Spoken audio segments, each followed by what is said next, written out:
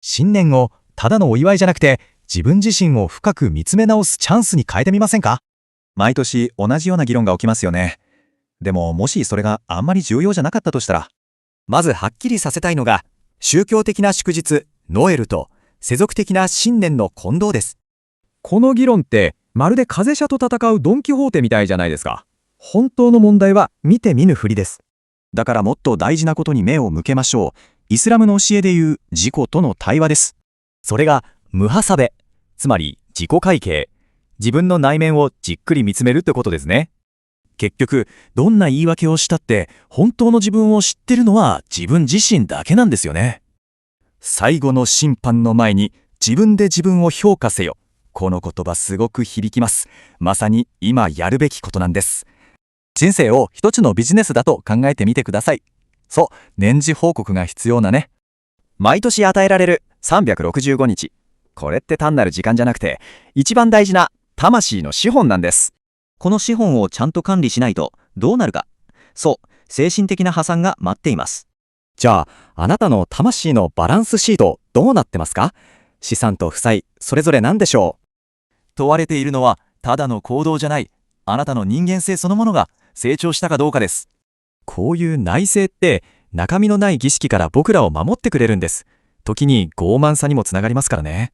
みんなが誰かがやるだろうって思ってると結局誰もやらない。この話すごく教訓的ですよね。でもこれって過去を責めるためじゃないんです。もっと良い未来を作るための戦略なんですよ。やり方はシンプル。過去を振り返って今を評価して、そして未来を計画する。これだけです。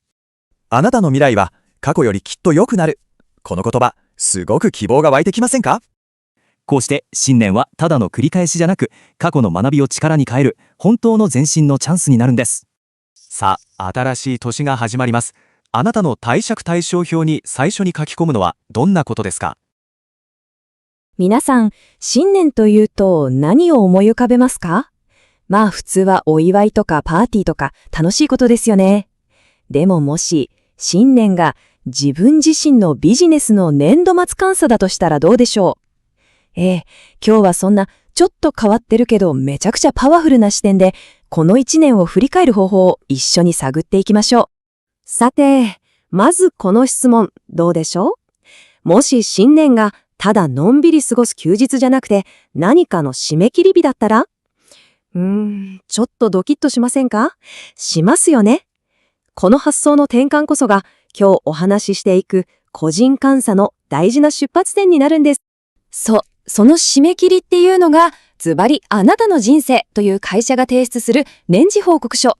僕たちは毎年365日っていうお金じゃ買えない貴重な資本を与えられているわけです。さあその大切な資本をこの1年でどう使ってきたのか決算してみる時間です。というわけで最初のステップは年次報告書の作成ですね。どんな会社も年度末には決算をしますよね。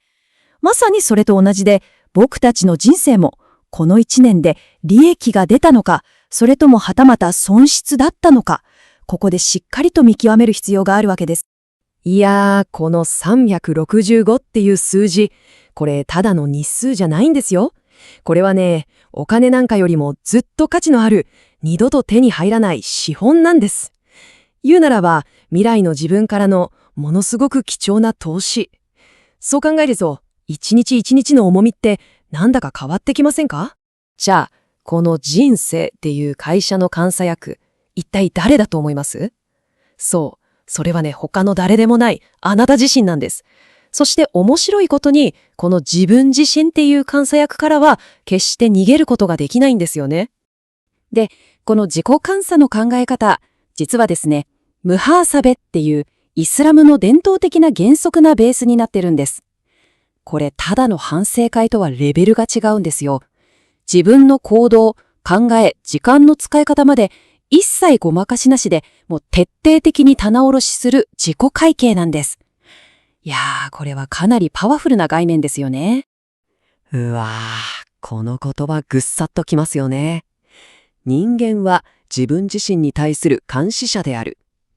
つまり、どんなにうまい言い訳を考えたって、自分自身の心は全部わかってるぞと。結局、最後に自分をジャッジするのは自分しかいないってことなんですね。さあ、ここからが本番ですよ。監査の実践編です。ここからは会社の貸借対照表、つまりバランスシートを作るみたいに、この1年を精神的な資産と負債にきっちり仕分けしていきます。さてさて、一体どんな結果が見えてくるんでしょうか。なるほど、面白い分け方ですよね、これ。資産には良い行いとか増えた知恵。一方で負債には無駄にした時間とか逃した機会。こうやって書き出してみると自分の一年がくっきりと見えてくるわけです。皆さんの一年を振り返ってみてどうでしょう。資産と負債、どっちのリストが長くなりそうですかね。さあ、ここで自分自身の元帳と正直に向き合ってみる時間です。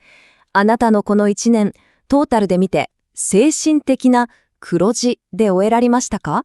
それとも、ちょっと耳が痛いかもしれないですけど、赤字だったでしょうか？でも、もし、まあいいやってこの自己監査をサボっちゃったらどうなると思います？それって、もう倒産寸前なのに、決算書なんて見たくないって言ってる会社の社長と全く同じですよ。自分を騙し続けることの代償って、僕らが考えているよりずっと大きいのかもしれないですね。そのリスクの代表例がこれです。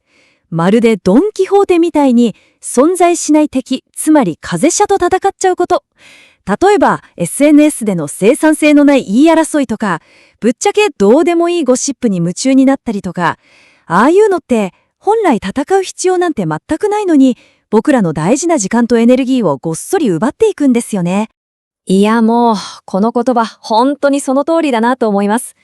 必要のない何かと戦ってる時って、実は本当に向き合うべきことからただ逃げてるだけなんですよね。もっと大事なことありますよね。家族との時間とか、自分を成長させることとか、本当にやりたかったこととか、その損失はもう計り知れないですよ。そして、この自己管理をずっとなまっていくと、その先に何が待っているか。それが、この道徳的破産という最も恐ろしい結末です。つまり、人生っていう与えられた資本を全部使い果たしちゃった状態。普通のビジネスの破産なら、まあ再チャレンジもできます。でも人生はそうはいかない。二度目はないんです。いやー、これは本当に怖いことですよね。でもちょっと待ってください。暗い話ばっかりじゃないですよ。安心してください。この監査って過去の自分を責めるためのものじゃ全くないんです。むしろ逆。過去の失敗からしっかり学んで、次をもっと良くするためのものなんです。さあ、ここからは気持ちを切り替えて、来年の事業計画を立てて、未来にしっかり投資していきましょう。そのための具体的なアクションプランが、この4つのステップになります。まずは、言い訳なしで正直に監査する。そして、損失を特定する。次にどこに投資するかを決めて、最後にそれを実行する。どうです？すごくシンプルですけど、これめちゃくちゃ強力なフレームワークだと思いませんか？これをやれば、来年は確実に今年とは違う年になりそうですよね。まあ正直に言って、この自己会計って時には痛みを伴うかもしれないです。でも、その目的はたった一つだけ。あなたの未来を過去よりももっともっと良いものにすること。そのために僕たちは今ちょっと勇気を出して自分と向き合うわけです。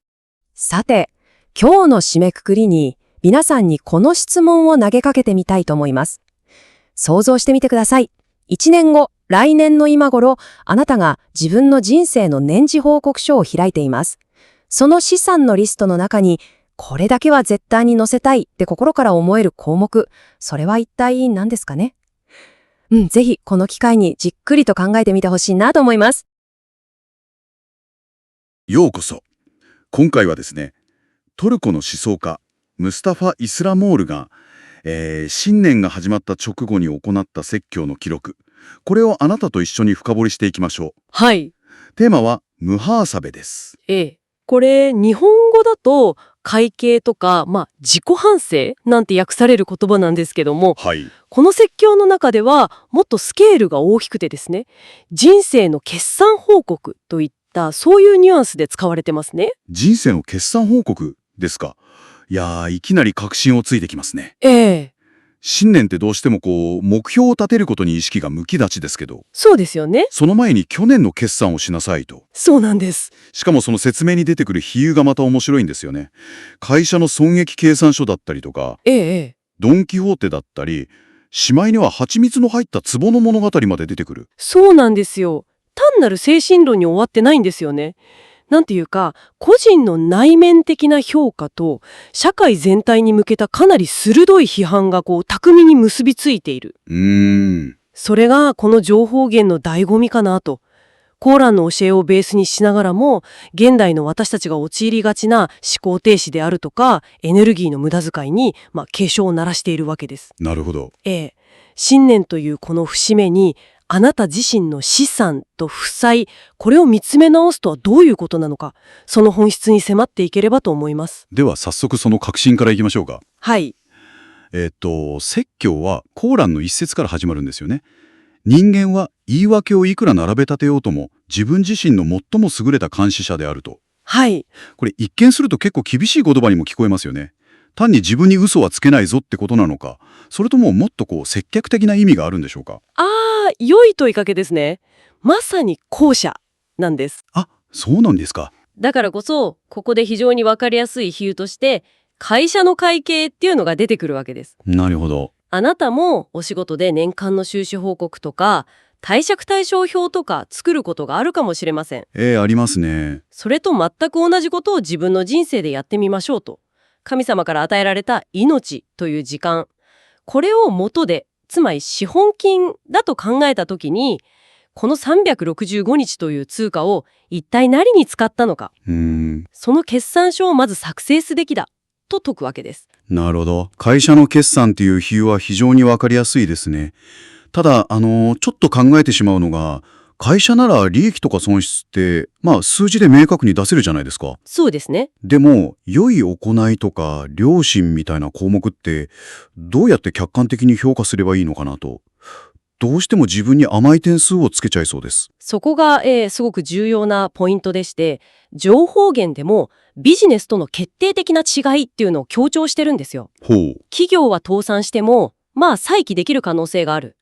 でも、人生という事業は一度きりだと。確かに。失われた時間はもう絶対に取り戻せない。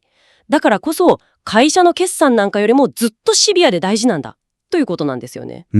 なるほど。そして、評価の基準なんですけど、これは絶対的な点数じゃなくて、去年の自分と比べてどうだったか。なるほど。他人と比べるんじゃないんですね。そうなんです。過去の自分との比較。それなら何とかできそうです。具体的には、この人生の貸借対照表には、どんな項目を書き出していけばいいんでしょうか。はい。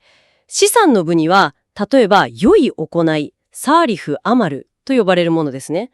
それから得た知識や知性。はい。あとは意志の強さ、良心の働き、他者への公正さとか慈悲の心とか、そういったものが挙げられています。なるほど。これらの項目が去年に比べて増えたのか、それとも残念ながら減ってしまったのか、それを感情でごまかさずに事実として向き合う。いわば自分の成長とか後退をデータとして見つめる自己診断ですね。なるほど。自分の資産と負債を正直に見つめ直すわけですね。でもそうやって自分を客観視すると、いかに自分が負債、つまり無駄なことにエネルギーを費やしてきたかにも気づかされそうです。まさに。実際話してもその点についてはかなり手厳しい指摘をしていますよね。おっしゃる通りです。自己分析が終わると、今度はそのエネルギーの使い方の話に移るんですね。はい。で、具体的な例として挙げられるのが、トルコで時々議論になるというクリスマスと新年の違い。ありましたね。彼は、こんなことで議論していること自体がもうナンセンスだと一蹴するわけです。バッサリと。片やイエスの生誕を祝う宗教行事で、片やただの暦の始まり、全くの別物なのに、さも重要な問題かのように騒いでいると。ここでドン・キホーテが出てくるわけですね。そうなんです。風車を巨人と間違えて突進していく、有名な話です。なるほど。言われてみれば私たちの周りにも、存在しない敵と戦ってるような場面って結構たくさんありそうです。特に SNS なんかを見ていると。本当にそうですよね。まさにドン・キホーテなのに、人々は戦う価値のない些細なこととか、そもそも存在しない敵と戦って貴重なエネルギーを消耗していると指摘しています。そしてこの批判の矛先がですね、一般の人々だけじゃなくて、宗教的な権威、具体的にはトルコの総務庁ディアネトにまで向けられているのが非常に興味深い点なんです。おお、権威にまで物申すと。モスクに椅子を置くべきか否かなんていうそんなさはまつなことで争っている暇があるなら、もっと本質的な問題と戦うべきだと。もっと本質的な問題。はい。例えば、イスラムの教えの中に入り込んでしまった、異教無迷信であるとか、はいはい。あるいは聖職者が特権的な制服を着るような本質から外れた慣習、そういったものこそが戦うべき巨人だろうと。なるほど。つまり、どうでもいいことで騒ぎ立てるっていうのは、本当に向き合うべき重要な課題から目をそらしている証拠なんだっていう、かなり鋭い問いかけなんです。うわー、それは耳が痛いですね。情報源にあった、もしある人や集団が本来必要のない無意味なことと戦っているとしたら、それは戦うべき本質的な何かと戦っていないことの証拠だっていう言葉、すごく突き刺さります。そうなんですよね。無意味な騒音は語られるべき真実が語られていないことの裏返しだという非常に厳しい見方です。では、そのドンキホーテ的な戦いをやめて本質的な課題に向き合うには一体どうすればいいのかと。ここで紹介されるのが蜂蜜の壺の物語ですね。これは本当に考えさせられました。ある王様がですね、国中の民に命じるんです。各家庭から蜂蜜を一杯ずつこの大きな壺に入れて集めようと。はい。ところが多くの村人はこう考えたわけです。みんなが蜂蜜を入れるんだから自分一人くらいこっそり水を入れてもバレないだろうと。うわー、これは嫌な予感がしますね。絶対みんな同じこと考えてるパターンじゃないですか、これ。ご想像の通りです。王様が蓋を開けてみると中から出てきたのは甘い蜂蜜ではなくてただの水だったと。やっぱり。誰かがやってくれるだろうとか、自分一人がやらなくても大丈夫だろうって責任を放棄した結果、壺は水で満たされてしまったわけです。なるほど。この物語、単なる教訓話かと思いきや、これが真実を語るというテーマにつながっていくんですね。そうなんです。この物語の核心は、じゃあ、誰がリスクを取るのかっていうその問いかけなんですよ。リスクですか。みんなが誰かが本当のことを言ってくれるだろうって待ってるだけでは、結局誰も口を開かずに、社会という壺は偽りという水で満たされてしまう。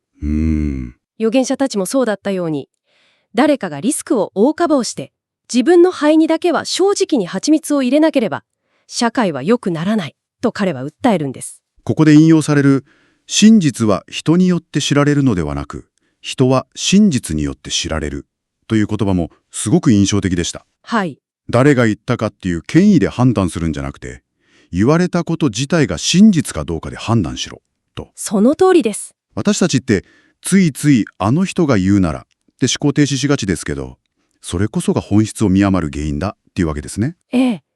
さらに彼は追い打ちをかけるように、腐った真実という非常に強烈な表現を使うんです。腐った真実。例えば、20年前に起きた不正義を全てが明るみに出た今になってから批判するのは簡単だし、何の危険もないと。そうですね。でもそれは、賞味期限が切れて毒に変わってしまった栄養食品みたいなものだって言うんです。うわー、腐った真実ですか。時間が経ってから、あの時あれは間違いだったって安全な場所から石を投げるのは誰にでもできる。本当に価値があるのは、誰もが沈黙しているその瞬間にリスクを承知で声を上げること。そうなんです。蜂蜜の壺に自分だけはちゃんと蜂蜜を入れる。その勇気が問われていると。まさに、情報源ではそうした勇気ある行為を古代ギリシャの哲学用語を借りて、パレシア、つまり恐れずに真実を語ることと呼んでいます。パレシア。自分の会計報告をするときに都合の悪い数字を隠すんじゃなくて、リスクを冒してでも正直に全てを記載する。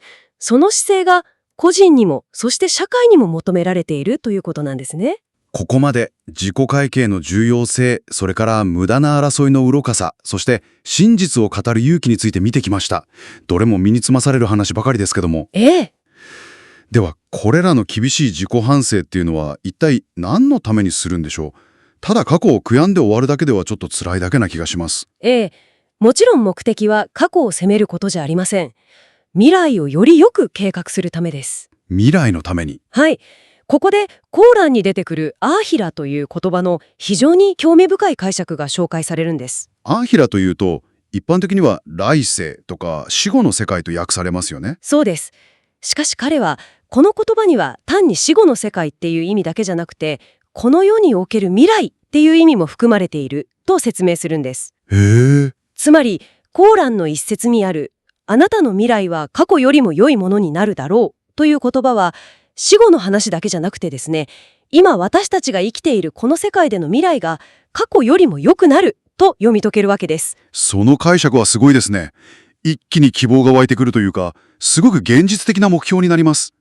自己会計はそのための具体的なアクションプランなんだと。その通りです。その解釈に基づいて彼はこう呼びかけます。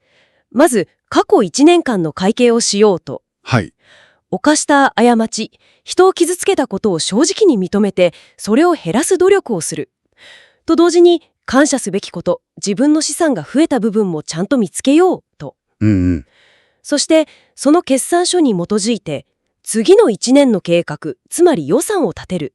これが未来志向の自己反省なんです。そしてもう一つ、未来への計画として、分配、つまりゼカートについても言及していますね。ええ。イスラムの教えにおける記者とか施しのことですけど、彼がここで言うゼカールとは、単にお金のことだけを指しているわけではないんですよね。そうなんです。あなたは富のゼカールとだけでなく、知識のゼカールと、意志のゼカールと、良心のゼカールと、自分の専門分野のゼカールとも行ったかと問いかけます。ああ、なるほど。つまり、自分の持つあらゆる資産を社会とか他者のために還元したかっていうことなんです。情報源では、必要以上のものを貯め込ることを神は好まないとはっきり述べられています。最後のメッセージも力強かったですね。与えることは失うことではない。神は受け取るために求めるのではなく、与えるために求めるのだと。ええ。自分が持っているものを手放すことが、結果としてより豊かな未来につながっていく。自己会計ってなんかこう、後ろ向きな反省会じゃなくて、未来のためのすごく積極的で前向きな行為なんですね。まさに、過去の負債を清算して、資産を正しく評価する。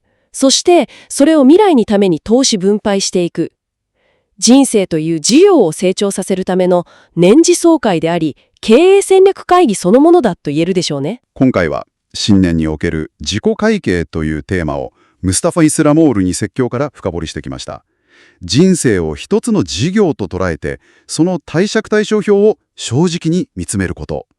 そして、ドン・キホーテのように無意味な風車と戦うんじゃなくて、本当に重要な課題にためにエネルギーを使うこと。蜂蜜の壺の物語は、私たち一人一人の責任の重さを改めて突きつけてきますよね。本当にそうですね。そして、真実には旬がある。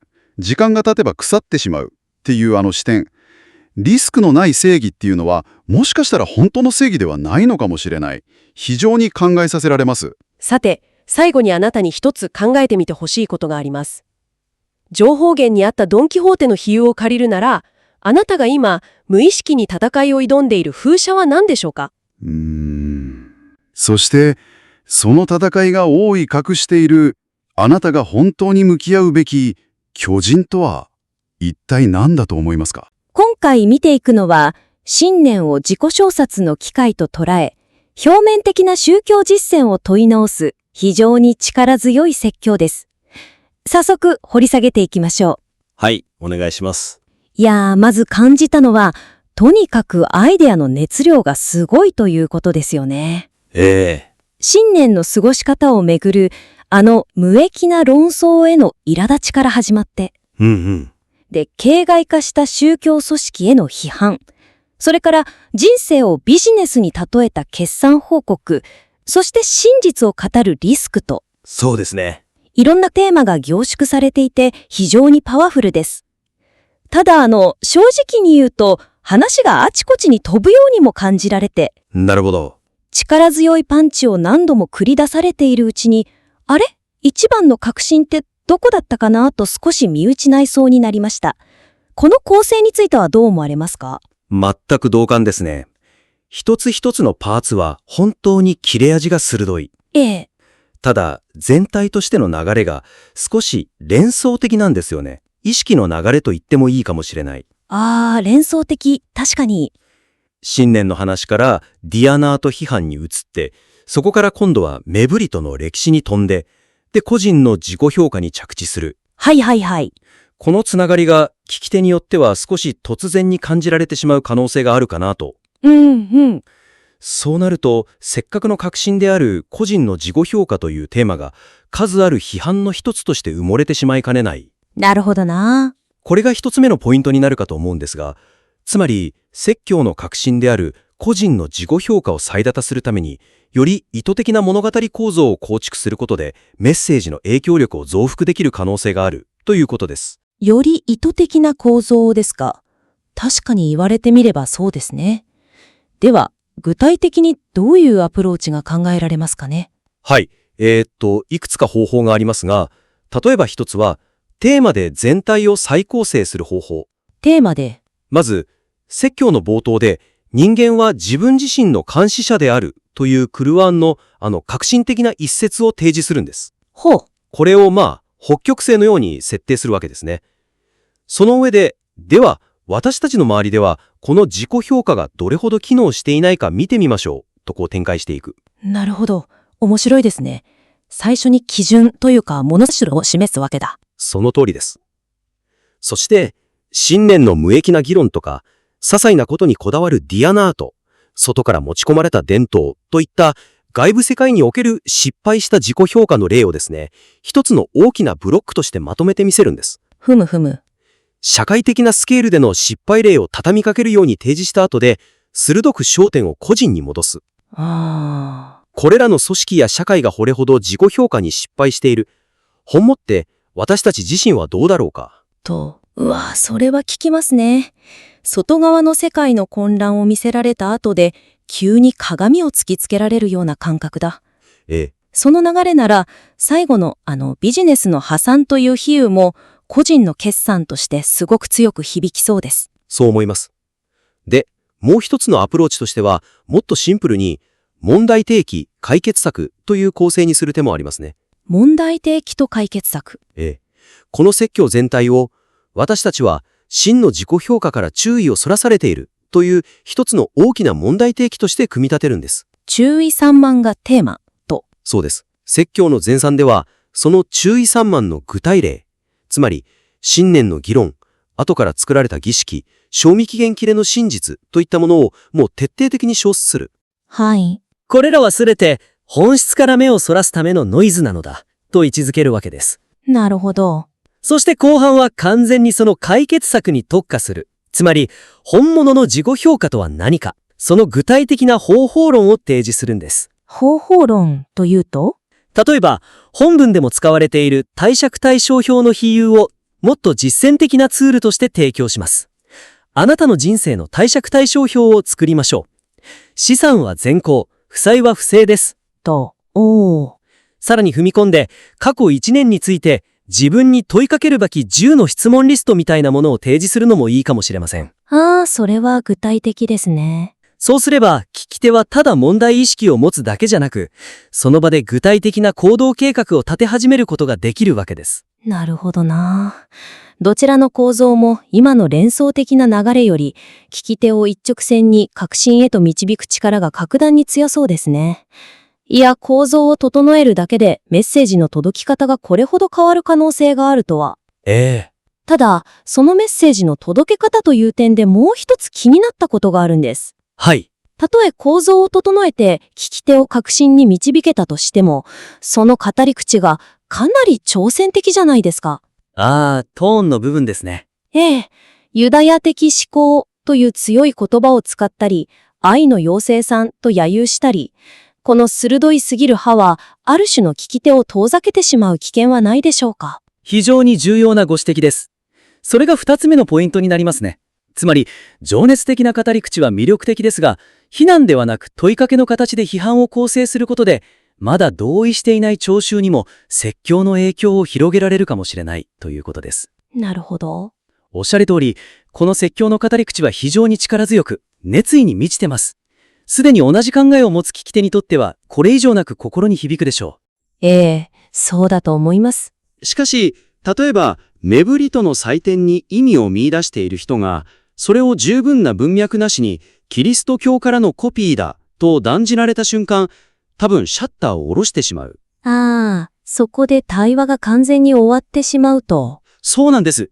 この説教の目的は聞き手に自己省察を促すことのはずですよね。はい。でも人間って非難されると内省するんじゃなくて自己正当化に走りがちなんです。まあ確かに。つまり意図とは真逆の効果を生んでしまうリスクがあるということなんですよね。でも、この作者の方の持ち味って、その妥協しない鋭さだと思うんですよ。ええ。それを丸めてしまったら、この説教の魂が抜かれてしまうような気もして、熱心な支持者はむしろその過激さを求めているかもしれないですし。それはまさしくその通りです。ですから、気を抜けと言っているわけではないんです。ほう。情熱や鋭さはそのままに、そのエネルギーの向け方を変えるという提案なんです。向け方を変える。ええ。直接的なあなたは間違っているという断罪から、私たちは共にこの問いを探求すべきではないかという、旅への呼び誘いにシフトするんです。旅への呼び誘いですか？具体的にはどういうことでしょ例えば、あなた方はイエスが再臨すると信じ、イスラムをキリスト教で満たしてしまったという非常に直接的な批判がありますよね。はい、ありました。これを、例えば、こう変えてみるのはどうでしょう。一度自問してみませんか？私たちの信念は、本当にその源泉から来ているのでしょうか？イエスの再臨を信じるとき、私たちは自分たちの伝統の核からそれを引き出しているのか、それとも無意識のうちに隣接する信仰の考えを取り入れてしまったのでしょうか？これは私たち一人一人が自分の精神を監査する上で検証すべき問いではないでしょうかと。ああ、なるほど。あなた方はという二人認証が、私たちはという一人称複数形に変わっている。断罪から共有された問いかけになっているわけですね。これは大きな違いだ。もう一つ、あなたの考え方はユダヤ的思考だという表現。これも非常に強い言葉で、特定の集団へのラベリングにも聞こえかねません。そうですね。これをもっと普遍的な人間の傾向として捉え直すんです。例えば、クルワンは人生を聖なるものと俗なるものに細かく二分することの危険性を警告しています。トイレに入る時の祈りのように、あらゆる些細な行動を儀式化していくこの傾向は、実は他の伝統も苦慮してきた問題です。私たちは知らず知らずのうちに自分の生活の中に同じような区別を作り出し、人生全体の神聖さを見失ってはいないでしょうかというように。うまいですね。特定の集団への批判ではなく、人間が陥りがちな思考の罠として提示する。そうです。そうすることで、聞き手は、自分にもそういうところがあるかもしれないと自分ごととして考え始めることができる。これなら、鋭さを失わずにより多くの人の心に届きそうです。攻撃の対象だと感じさせずに、探求のプロセスに巻き込んでいく。それが狙いです。いやー、その問いかけへの転換は本当に勉強になります。メッセージをより深く届けるための見事な技術ですね。いえいえ。そしてこの説教にはもう一つ非常に強力な武器があると思うんです。それが比喩です。比喩ですね。風車と戦うドンキホーテ。水で満たされた蜂蜜の壺。破産したビジネス。割ってはいけない鏡。どれも鮮烈で一度聞いたら忘れられません。まさに、本当に見事な比喩ばかりです。そして、そこが三つ目にして最後のポイントにつながってきます。はい。それぞれの力強い比喩を自己評価という具体的かつ個人的な行動に明確に結びつけることで、喚起的なイメージを聞き手にとっての実用的なツールキットへと変えることができるということです。ツールキットですか。どういうことでしょう？現状でも比喩は非常に記憶に残りやすい。ただ、時として、その鮮烈なイメージを提示しただけで、聞き手一人一人の自己評価にとって、だから何をすればいいのかという点にまで踏み込まずに、次の話に進んでしまっている箇所があるように感じます。ふむふむ。例えば、蜂蜜の壺の話。ありましたね。王様が蜂蜜で満たすように命じたのに、皆が自分一人が水を入れてもバレないだろうと考えて、結局、壺が水で満たされてしまったという強烈な話です。社会の無責任さを見事に描き出していますよね。はい。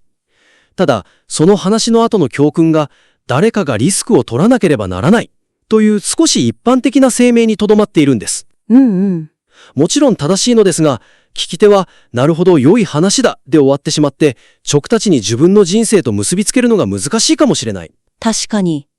誰かであって私ではないと。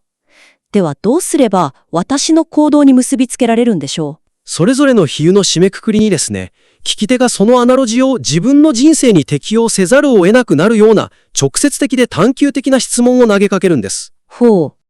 例えば、蜂蜜の壺の比喩の後、こう問いかけてみるのはどうでしょう？では、あなた自身の過去1年を振り返ってください。あなたのコミュニティ、家族、職場であなたの貢献を必要としていた蜂蜜の壺はどこにありましたか？あなたは他人が水しか入れないかもしれないというリスクを負ってでも自分の一さじの蜂蜜を加えましたか？それとも私のわずかな水の一杯くらい気づかれないだろうと考え、あなたもまた水を注ぎましたか？今、蜂蜜を加えるべきだったのに、そうしなかった瞬間を一つ具体的に思い出せますか？と。うわぁ。それはきつい質問ですね。でも、ものすごく具体的だ。単なる偶話が一瞬で自分自身の倫理的な選択を問う個人的なケーススタディに変わりますね。そうなんです。もう一つの例を挙げると、破産したビジネスの比喩。はいはい。これも非常にパワフルです。この比喩の後にも同じように具体的な問いを立てることができる。あなたは自分自身の人生という会社の CEO です。今ここで緊急監査を行いましょう。この1年であなたの貸借対照表に計上されていない最も大きな隠れコストは何でしたか？ドン・キホーテのように勝ち目のない無益な議論に浪費した時間でしたか？それともコントロールできない事柄に費やした感情的なエネルギーでしたか？まずはそれを昨年の損失として正直に記録しましょう。そうでなければ今年それを利益に変えることはできません。と。すごい。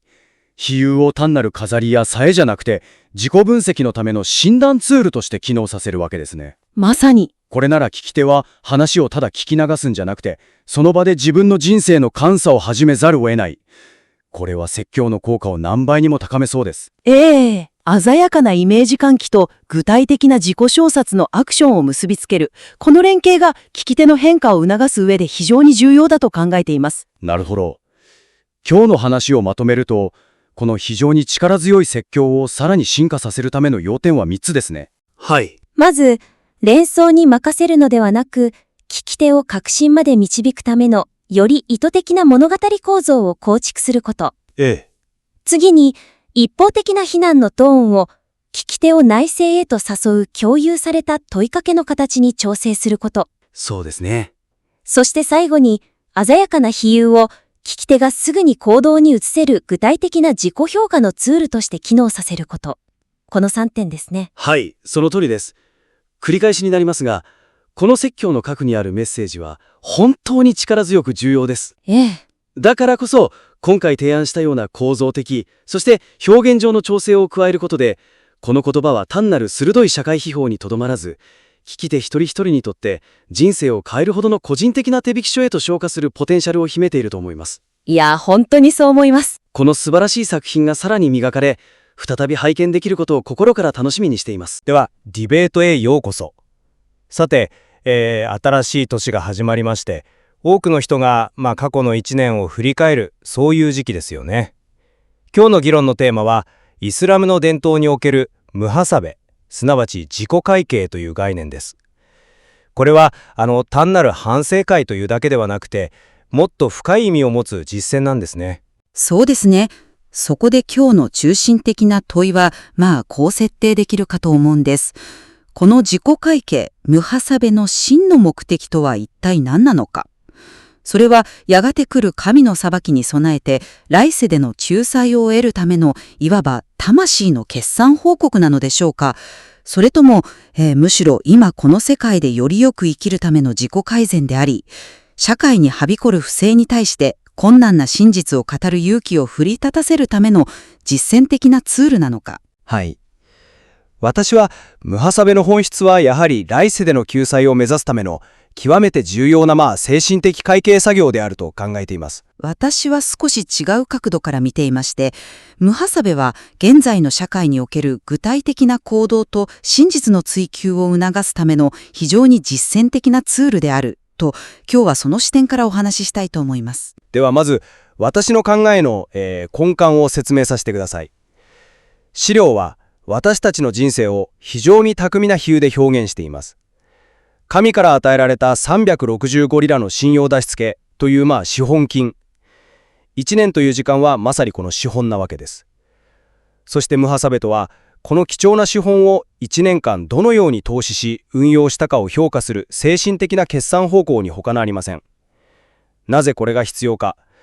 企業の会計が倒産を避けるためにあるように、この事後会計の目的は、来世での霊的な破産を回避することにあるからです。資料も警告している通り、この世の破産はやり直しが効くかもしれませんが、霊的な破産は一度きりです。これはいずれ自分自身の身体、つまり手、足、目、耳が自らの行いの証人となる神の最終的な裁きの法廷に備えるための信仰者としての基本的な義務なのです。ですからムハサベの究極の目標は、善行を可視方に、悪行をかかたに記録し、後者を悔い改めることで、来世でのより良い地位、つまりは神の御元での成功を確保することにある。そう考えます。なるほど。その会計という比喩の重要性は、理解できます。ただ、私が資料から読み取ったのは、その比喩が何を示唆するかという、その応用の部分なんですよ。資料がムハサベを処方箋として提示しているのは、私たちが例えば新年とクリスマスの違いをめぐって延々と議論するような、ある種の不毛な論争にエネルギーを浪費している現状に対してではないでしょうか。そうした些細なことに気を取られて、本当に向き合うべき社会の大きな問題から目を背けてしまう。これは一種の自己欺瞞です。資料は現代社会における不正義と戦うリスクを避け、当の昔に死んだ敵の亡霊を叩いて、自分は戦っていると満足している人々をかなり厳しい言葉で批判しています。死者の上で踊るのは勇気ではないと、この言葉はかなり重いですよね。ですから、自己証察の第一の機能は、天国での点数を計算する霊的な帳簿付けというよりは、今ここで困難な真実と向き合い行動を起こすための自己検証のプロセスだと思うんです。資料がコーランを引用して結論つけているように、過去よりも良い未来、アヒレットをまさにこの世界で築くためのもの。それが私の解釈です。その人生をビジネスとみなすという比喩は、やはりこの議論の、核心だと思います。資料は、利益と損失、資本、そして最終的な破産の危険性について繰り返し言及していますよね。これは明らかに個人の永遠の魂と来世での救済に関する非常にシリアスなメタファーです。この霊的な破産の恐怖、あるいはそれを回避したいという切実な願いこそが、ムハサベを行う上での最も根源的な動機づけとなるのではないでしょうか。現世のビジネスでさえ会計を誤れば会社は潰れます。ましてや一度しかない人生という資本を浪費すれば、その結末は取り返しのつかないものになる。この厳粛な事実を前にすれば、自らの行いを一つ一つ細かく精査するのは、当然の帰結です。その比喩が使われていることには完全に同意しますが、その比喩が指し示す失敗が必ずしも来世だけの話ではないというのが私の見方なんです。資料はコスト計算を誤って自己を欺く事業主の例を挙げています。例えば、自分の労働時間や家族の貢献をコストとして計上せずに儲かっていると錯覚してしまう。これは霊的な話以前に極めて現実的な心理的落とし穴、つまり自己欺瞞を示しているのです。人間が最も騙しやすい相手は自分自身であると資料は喝破していますから。つまり、ムハサベ霊は後で神に提出する美しい報告書を準備するためだけのものではなく、今、この瞬間にその自己欺瞞のメカニズムを打ち破るための、冷徹な分析ツールでもあるわけです。自己欺瞞を打ち破るという点には同意します。しかしそれはより正確な霊的会計を行うためのいわば前提条件ではないでしょうか。不正確な帳簿では正しい経営判断ができないのと同じことです。最終的に重要なのはその帳簿の可視、つまり善悪のバランスです。しかし、その自己欺瞞がもたらす結果は非常に現世的ですよ。資料は引き合いに出すドン・キホーテのように、私たちは存在しない敵、無意味な風車と戦ってしまう。新年がどうとかクリスマスがどうとかいう論争はまさに現代の風車です。その背後で本当に倒すべき凶悪が見過ごされている。ムハサベレイは、私は今どの風車と戦ってしまっているのかとこう自問することではないでしょうか。その点は興味深い視点ですね。ただ、私なら少し違う枠組みで考えます。自己欺瞞を乗り越え、真実を見つめた上で記録されるべき重要な善行の一つが、まさに真実を語ることです。資料に出てくる蜂蜜の壺の物語がその本質を見事に示唆しています。王が各家庭から一さじの蜂蜜を集めるよう命じたところ、誰もが自分一人がこっそり水を入れてもバレないだろうと考えた。結果、巨大な壺はただの水で満たされてしまった。これは個々の小さな怠慢や不正、つまり真実を語らないという選択がいかにして集団的な大失敗につながるかを示しています。逆に言えば、一人一人がリスクを冒してでも正しいこと、つまり真実を語るという善行を実践すれば、それが集合的な善につながり、最終的に神によって奉われるのです。リスクを冒す勇気もまた、その善行の価値を高める一つの要素として、霊的な帳簿に記録されるでしょう。その蜂蜜の壺の話は、個々の行動の重要性を示していて非常に示唆に富んでいます。ですが、その正しいこと、つまり真実を語るという行動にも質の差があるのではないでしょうか。資料が強調しているのはまさにその点だと思うのです。単なる真実ではなく、リスクを伴う真実、つまり古代ギリシャでいうところのパレーシアを語ることの重要性です。それは20年前に不正を働いたもう権力もない誰かを今になって非難するような安全な場所からの正義の演説ではありません。今日ここで語られるべき自分に火の粉が降りかかるかもしれない生々しい真実です。資料の表現はさらに逸烈で、コルキゾー内な真実は毒になるとまで言っています。栄養豊富な食品でさえ時が経てば腐って毒になるように、語られるべき時に語られなかった真実はもはや価値を失い、むしろ害悪にさえなると。それは真実の価値が時間とともに変化するということですか？というより、行動の価値がその時々の状況やリスクと分かちがたく結びついているということです。これにより、ムハサベは単なる霊的な点数稼ぎの作業ではなく、市民的、道徳的な勇気を日々寛容するためのトレーニングとなるのです。自己会計の中心的な問いは、私はどれだけ善行を積んだかという過去形の問いだけでなく、私は今日どんな困難な真実から目を染めたかという今を問うより厳しいものになるはずです。その道徳的勇気もやはり健全な信仰の土台があってこそ発揮されるものだと思います。資料が例えばトイレに入る際の細かすぎる祈りのような過剰で外来的な儀式を批判しているのは、まさにその点を指摘しているのではないでしょうか。信仰が本来持つべきシンプルで力強い核から離れ、形式主義や式主主義の沼にはまってしまっては、何が真実で何が重要かを見極めることすらできなくなります。それでは正しい霊的会計は不可能です。資料によれば、こうした細かすぎる儀式の多くは、イスラーム本来のものではなく、ユダヤ教のラビの伝統から借用したものだといいます。信仰の枠組み自体がいわば不純物で汚染されていては、正しい判断は下せません。これは正確な自己評価、つまりムハサベを行うための大前提として、まず信仰そのものを浄化する作業が必要だということではないでしょうか。そのご意見もわかります。ですが、私が資料のその部分から読み取ったのは少し違うニュアンスなんです。その儀式主義への批判の核心は、儀式そのものの是非というより、そうした行為が私たちの人生を宗教的なものと非宗教的なものに人為的に二分してしまうことへの強い警鐘だと考えます。資料は人生のすべてが神聖であると断言しています。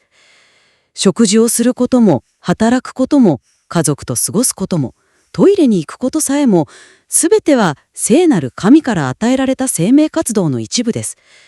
この視点に立つと、ムハサベは年末やラマダンの終わりに行う特別な宗教的イベントではなくなります。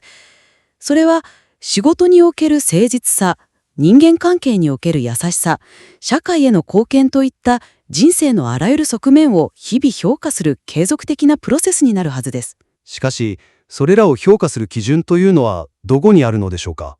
まさにそこです。資料が示唆しているのは、信仰を特別な儀式の箱に閉じ込めるのではなく、日々の行動の中に統合せよということでしょう。自己会計とは、自分の祈りの回数を数えること以上に、例えば自分の知性や能力、与えられた財産のザカートを正しく社会に還元したかを問うことなのです。それは非常に実践的で社会的な問いです。儀式に閉じこもることは、ある意味でその厳しい社会的責任から逃げられるための隠れ蓑にもなり得ますから。人生のすべてが神聖であるという点には全く異論はありません。しかし、だからこそそのすべての行動に対する最終的な責任の所在が決定的に重要になるのです。私たちの行動はすべて記録され評価される。